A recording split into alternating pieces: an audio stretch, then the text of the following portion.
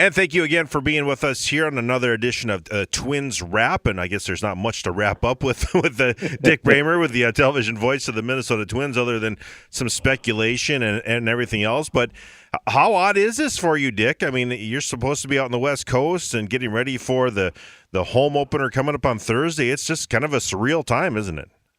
Well, I think it is for all Twins fans, Derek, because this is, in my mind anyway, the most exciting time of the year for a baseball fan, because really all 30 teams at the start of the season are equal. And then, of course, over the course of the season, the things separate between the good teams and the bad teams. But, this is a really, really difficult situation for everybody. And it's made worse with the fact that people can't distract themselves from the reality by turning on the television or the radio and watching a baseball game or a basketball game. So we're just hopeful that somehow, some way, in the coming weeks, maybe months, we can get back to normal here and get the games back on the field.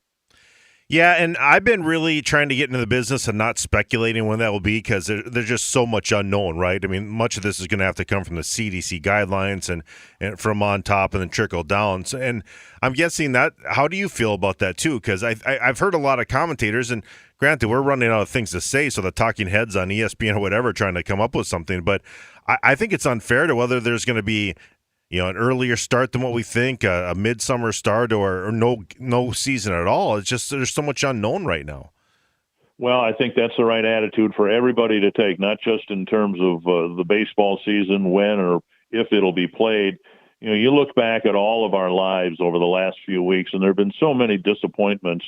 I don't know why anyone would say, okay, by Memorial Day we'll be playing baseball, because you leave yourself open to even more disappointment. So let's see how this plays out. We know that things haven't bottomed out yet, unfortunately, but let's play it out in the hopes that we will have a baseball season, and when we do, we'll be able to take that as a sign of a return to normal. Clearly, there are larger issues that we're all dealing with now, but let's not set ourselves up for even more disappointment in terms of projecting anything at a time when nothing is projectable, days ahead, much less weeks ahead. Yeah, there's no question about that. Dick Bremer with us, television voice of the Minnesota Twins.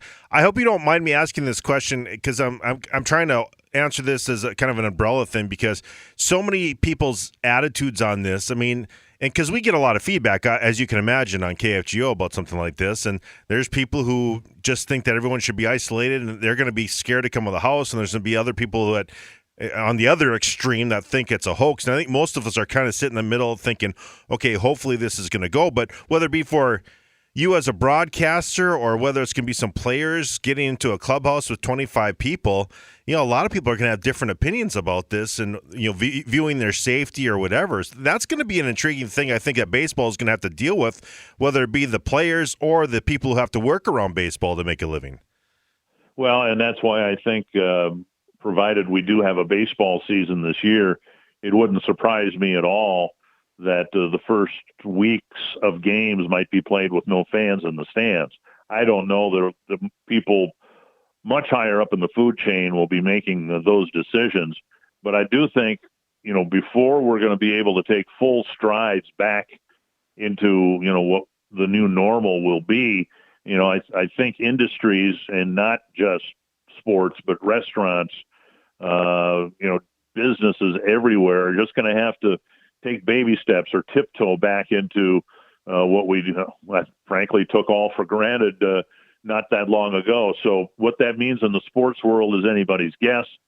We're hopeful that we'll have a season, and even if it means playing studio baseball, where the players and the media members will be there and the fans won't be let in for a couple of weeks.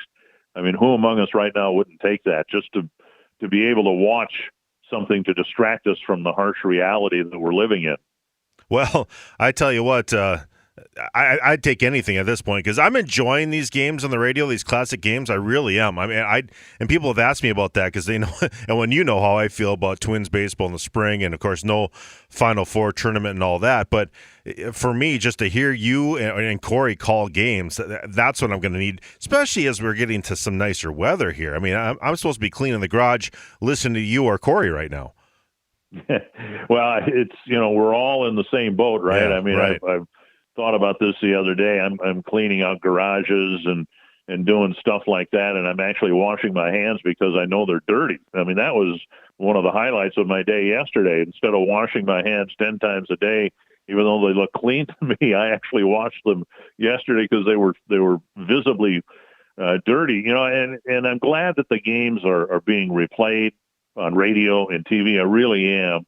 But I mean, that's the type of stuff I do to get through the winter. Yeah. And now here it is spring, and I've found myself minimally watching and listening to old baseball games because that's how I get through the winter months. So, for those who, need a fix to get from where we are to where we hope to be soon, that's great. I encourage people to do that. But me personally, I'll watch a baseball game in January just to get through January. I hadn't intended on, getting through March and April with that. Yeah, that's for sure. Chris Atterbury's doing this Twins Clubhouse show to keep us, thinking about Twins baseball. Yeah, Jake Odorizzi on last week, and one thing Jake said is I can really amp up, and I've been hanging out, around with Tyler Clippert down here, the new reliever that came over from the Indians last year.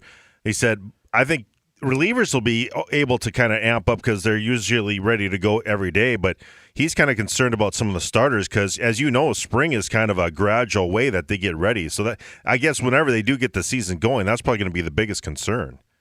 Well, and Tyler Clippard, when he pitches for the Twins, will pitch one inning at a time. When Jake Odorizzi pitches for the Twins, well, he hopes to go 5, 6, or 7 innings. And so, yeah, I understand the concern, particularly for starting pitchers who build up through February and March, so they're ready to go in April. And it is much easier, I would think, for a relief pitcher, which isn't to suggest that they're not going to be, susceptible to, getting hurt too if things get compressed and too condensed in terms of training camp whenever it starts up again. Everybody's going to have to be careful, and we're all going to be eager to get back to work. Certainly no issue, I hope, for a broadcaster getting hurt, getting ready for the start of the season. But the players are going to have to, bridle their enthusiasm a little bit. Let's say there's a 3-week training camp, which might be held in this case at Target Field. Who knows? But if it's only 3 weeks, there's still going to be the expectation or the eagerness to get going. Let's go, let's go, let's go. When in fact, at the start, the best approach is going to be just hold back here. Let's not get over anxious here and let's not get hurt. Derek Hanson with you, along with Dick Bremer, the television voice of the Minnesota Twins. This is, again, the Twins Wrap, brought to you by Jefferson Lines. And your book out, Game Used, and I've really enjoyed it here during this time. Last weekend when it was really nice out, sat on the deck and read a little bit of that.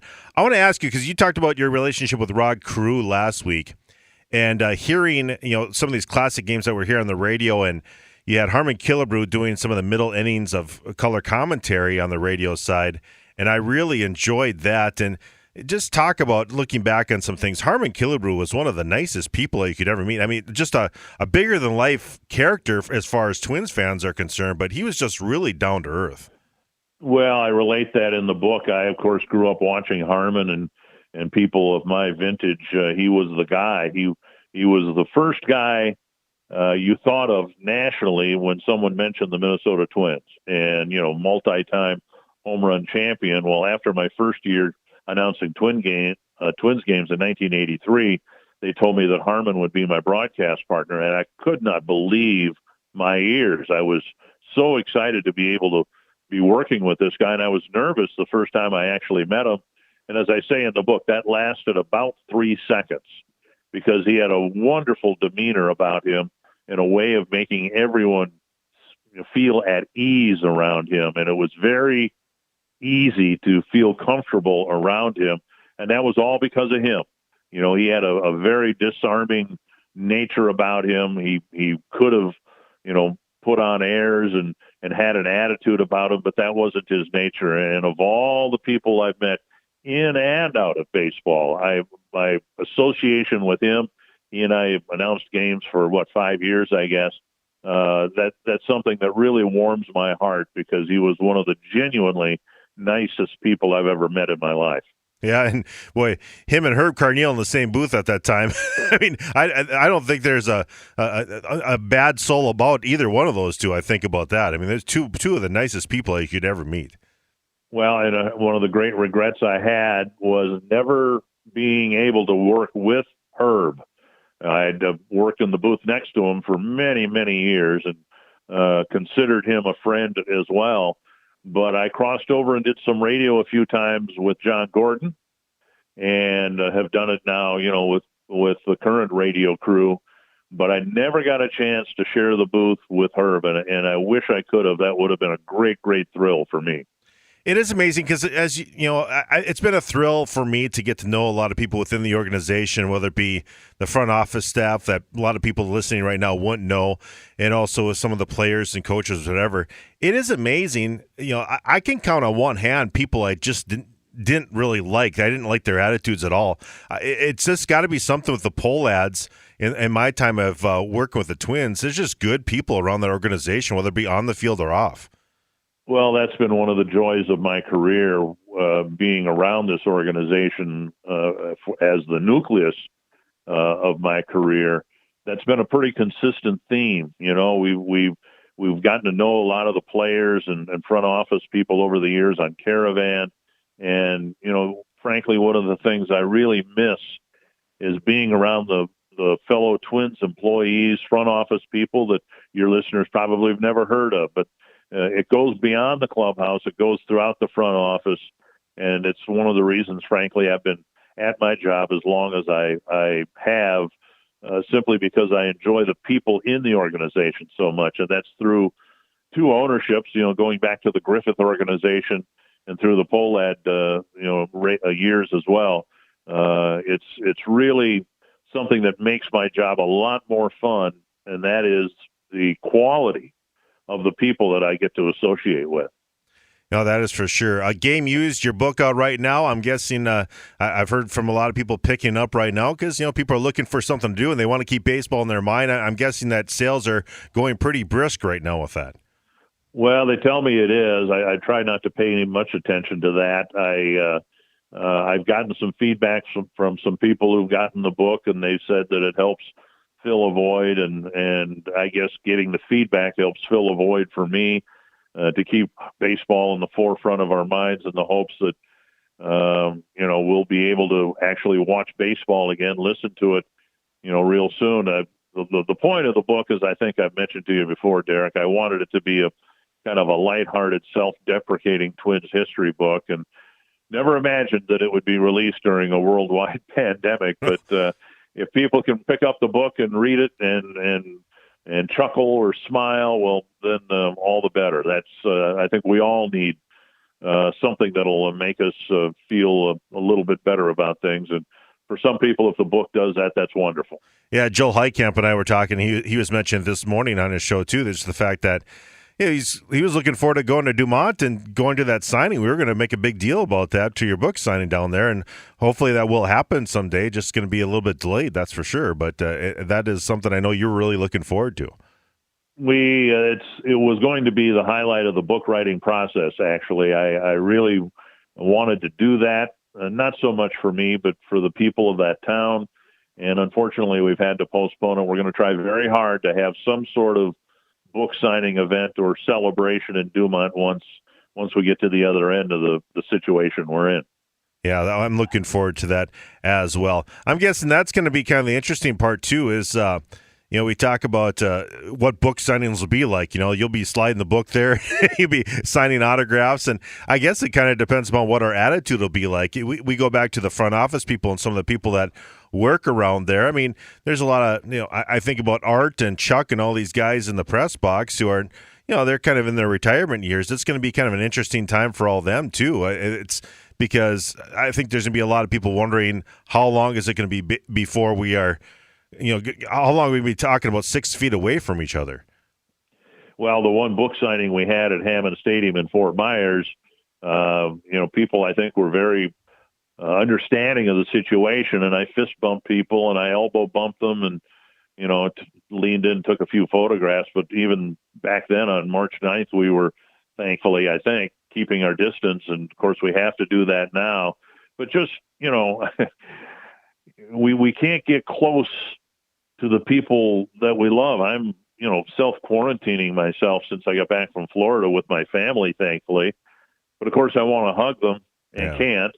And so we're all going through that. And, I've kind of jokingly thought, well, hey, when this all is lifted, I'm going to hug everybody I see. I won't be doing that, of course, but, the temptation is there, certainly. We're going to have to, as I said before, take baby steps before we're able to get back to normal. But let's hope that we can start taking those here very soon. Yeah, you mentioned that too, because you said this last week, and you talked about, certainly within KFGO listening distance, talking about your parents at Pelican Rapids in a nursing home, and my significant other works at a assisted living place. And I think where you and I miss baseball, but boy, I tell you, for residents at a place like that, this is tough for them because I can walk down those hallways and I hear your voice a lot, as you know. Yeah, it really is.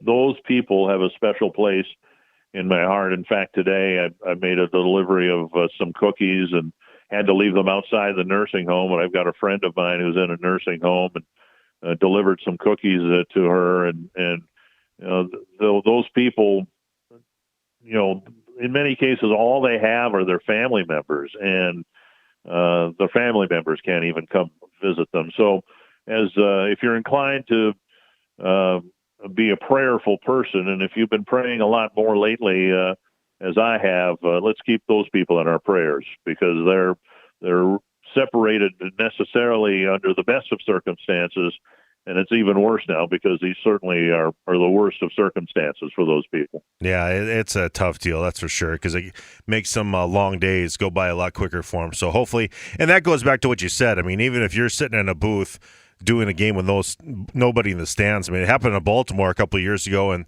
with the riots, but I think that would be better than nothing right now.